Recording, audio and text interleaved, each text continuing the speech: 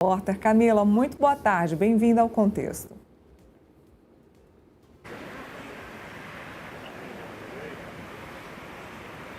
Boa tarde, Neila. Pois é, aqui no Supremo Tribunal Federal, acompanhando esses desdobramentos, do julgamento do recurso do ex-presidente Jair Bolsonaro e também dos outros 6 réus da trama golpista, do núcleo 1 da trama golpista. E como você vinha falando um pouco mais cedo, o ministro Alexandre de Moraes já deu o seu voto, isso no plenário virtual.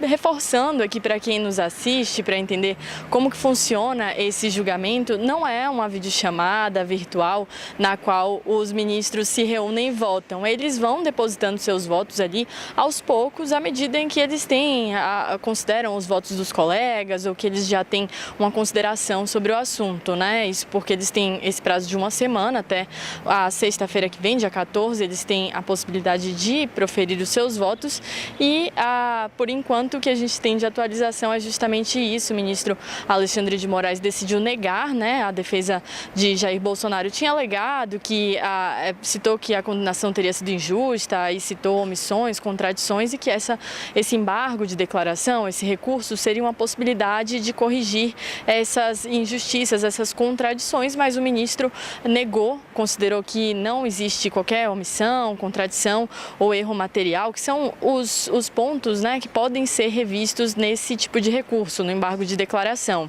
que não muda o conteúdo da matéria, mas esses pontos específicos. Então, em cerca de 141 páginas, foram exatamente 141 páginas de voto, o ministro Alexandre de Moraes decidiu negar e agora até a sexta-feira que vem os demais ministros têm a possibilidade de dar os seus votos e lembrando que o ministro Fux não vai votar nesse caso porque ele trocou de turma, não faz mais parte da primeira turma e faz parte então agora da segunda. Então temos ainda o ministro Flávio Dino, a ministra Carmen Lúcia e o ministro Cristiano Zanin. São agora 4 ministros que fazem parte da turma e que podem decidir aí sobre o futuro dessas condenações, Neila.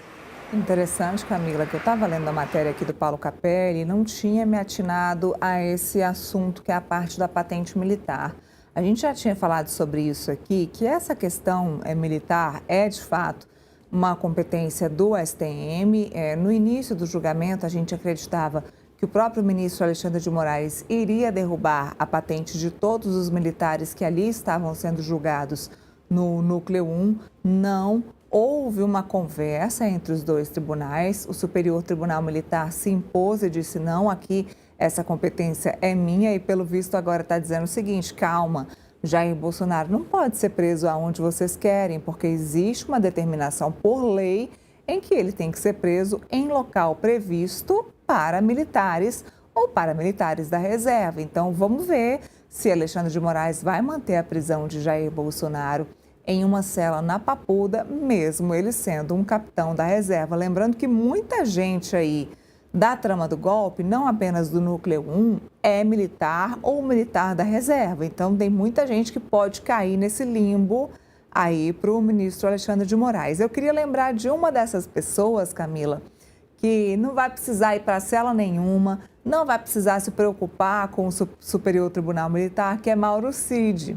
Ele é o único do Núcleo 1 que não precisou apresentar os seus recursos. Não precisou, obviamente, e não quis apresentar os recursos porque agora nem de tornozeleira eletrônica mais ele está. Ou seja, segue sua vida tranquilamente aqui fora,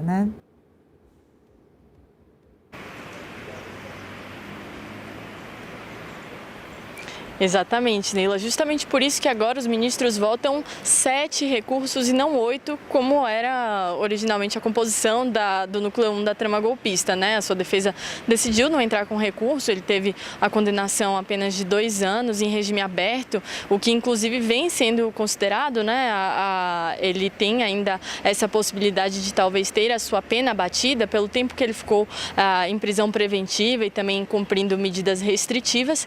Então, inclusive, esses 2 anos daqui para frente podem nem ser exatamente 2 anos, já que ele cumpriu algum tempo de pena e esse tempo pode ser, inclusive, abatido, Neila. Exatamente. Agora o que a gente espera é para a semana que vem, quando esse recurso, quando a análise desses recursos for finalizada, a previsão é para o dia 14. Como a Camila disse, é uma análise virtual. Existe um plenário virtual, gente, não é uma chamada virtual, existe um plenário virtual na Suprema Corte, onde os ministros entram, depositam o seu voto, não há necessidade de argumentação, não há necessidade de escrever ali a sua tese sobre aquela matéria. Então, depositou o seu voto daqui para o dia 14, então está definido, está resolvido. Aí sim, a matéria resolvida vai se definir para onde esses réus serão levados. Lembrando que, dentre eles, Braga Neto já está preso no Rio de Janeiro e Jair Bolsonaro preso de forma domiciliar, que é o que as defesas queriam, que ele continuasse preso de forma domiciliar. O ministro Alexandre de Moraes não quer, a gente continua acompanhando esse julgamento até o dia 14. 14 cai que dia, gente? Na quarta-feira da semana que vem? Se eu não me engano? Sexta, não é quarta, é sexta-feira da semana que vem. Então, a gente continua acompanhando essa votação no plenário virtual da Suprema Corte até sexta-feira da semana que vem. Eles gostam muito de dizer até às 23 horas e 59 minutos da sexta-feira da semana que vem. Algum outro detalhe sobre a trama do golpe, Camila, que você queira falar?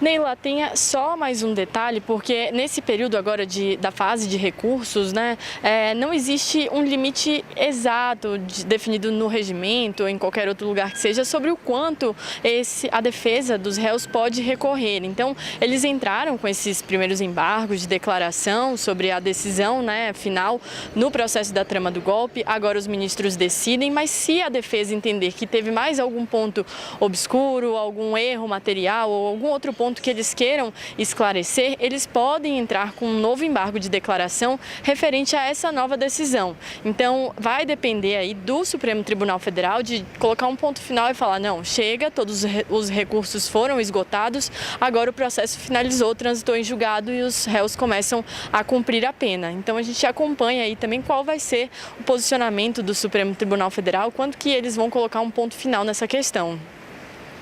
Bom, a gente continua acompanhando. Camila, por enquanto eu te agradeço, mas daqui a pouco a gente volta se você tiver qualquer outra novidade, tanto desse assunto quanto de Congresso Nacional, porque hoje é sexta, mas o Congresso não está parado, não. Hoje é sexta, hoje tem pré-COP, tem COP semana que vem, mas as coisas não pararam, não, tá? Então, obrigada por enquanto. Olha, hoje